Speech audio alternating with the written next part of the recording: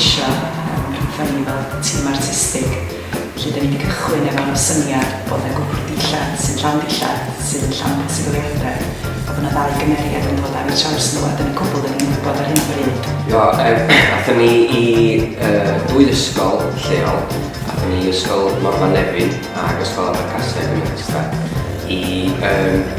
Jyst i drio syniadau allan rili oedd Luned, yr artist, yn gweithio fo yn creu rhyw props a creu dillad ac yn y blaen. A nathon ni fynd fewn i weithio fo'r plant i siarad efo nhw a gweld be oedden nhw isio, be oedden nhw'n mwynhau, be oedden nhw'n hoffi wneud o ran. Nathon ni roi bocs enfawr o ddillad iddyn nhw a gofyn iddyn nhw wisgo fyny a creu cymeriadau a mynd ar daith a mynd ar antur.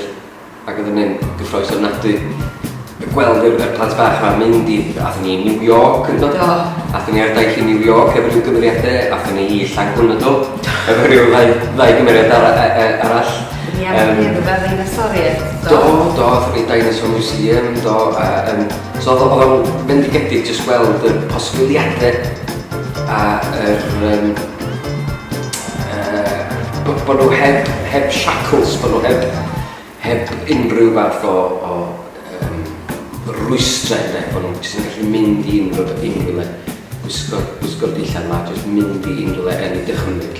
Mae yna elfen o, mae o'n gallu bod yn awyrchus, yn wedi pan rhywun yn gweld bod gennym ni daith yn barod wedi'w llunio a wedi'w llenwi a bod gennym ni 58 o berfformiadau i ddod. A ti'n meddwl, a mae bobl gofyn, beth ydych chi'n neud, neu be ydi o? Wel, da ni'n gwybod eto. Ond, mae'n ochr, fel ti wedi sôn, mae'n ochr ffantastig hefyd lle mae'n rhoi trydydd i chdi drio pethau. Mae'n gofyn chdi bod yn ddewr, ti'n gwybod, ti'n just anghofio a just mynd amdani a taflu pethau sydd ddim yn gweithio. Ac yn aml iawn, lle yn gweithio drwy dydd ac eich just un peth bach. Dyn ni'n gymryd o ddoleia mae o'n rhywbeth a dyn adeiladu ar hwnnw wedyn fel yn mynd yn blaenau.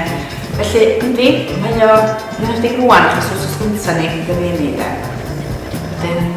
Ond mae o'n andros o gyffroes. Yr gobaith ydy bod ni efo darn o theatr, efo stori fach a cymeriadau difyr ac bod y plant yn cael dianc i fewn i fyd y cymeriadau yma am 3 chwarter awr. A bod nhw'n cael cyfle i feddwl ac i ystyrio be nhw'n wedi gweld.